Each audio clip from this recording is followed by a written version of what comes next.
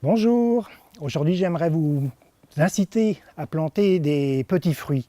On est en automne, donc c'est la pleine période pour commencer à les planter.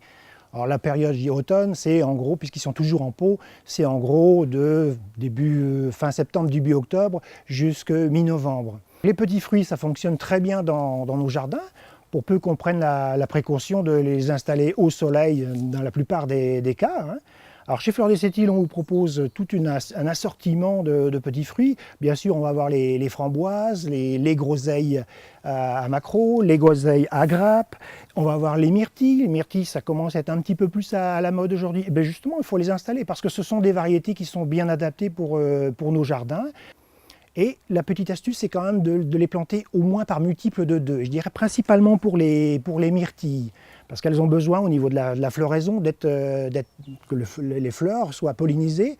Donc on essaie de mettre 2 variétés, les mêmes ou des variétés différentes, mais planter toujours au moins 2 framboisiers, 2 cassissiers, 2 groseilliers. Vous êtes plus sûr d'avoir la récolte. Alors de préférence côte à côte, mais même s'ils sont un petit peu séparés, on les utilise, comme je dis, dans des haies fruitières, mais vous pouvez très bien aussi les mettre parmi d'autres dans des massifs d'arbustes au jardin.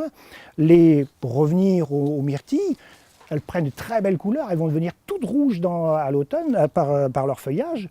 Donc elles sont à la fois délicieuses et en même temps elles apportent un plus au jardin. Dans tous les cas, il ne faut pas hésiter à bien enrichir le sol. Alors, chez Fleurs des Sept-Îles, on conseille, nous, le compost de fumier. On a différentes marques, hein, mais peu importe.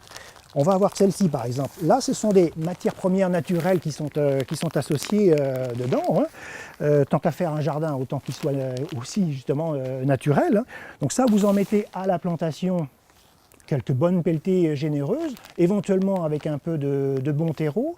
Et puis, ne pas hésiter à associer, à rajouter à ce moment-là un engrais petits fruits tant qu'à faire, ou un engrais potager peut très bien faire l'affaire aussi. Ça, le compost, il ne faudra pas hésiter à en remettre après, pendant les premières années, ne pas hésiter à en remettre chaque année en automne ou début d'hiver, ou à défaut au début du printemps, si vous n'avez pas eu le temps de le faire. Les petits fruits, ils sont un peu comme les fraisiers, ils sont assez gourmands aussi, donc il ne faut pas hésiter à les soigner un petit peu. Quand on a des étés un peu secs comme cette année, il ne faut pas hésiter quand même à bien pailler le sol.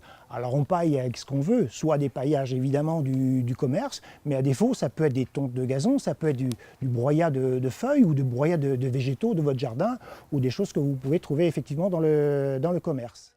Alors l'arrosage, quand on fait manuellement, évidemment, on va le faire pour les framboisiers et autres petits fruits, je dirais 2 bonnes fois par semaine si le temps est un peu sec.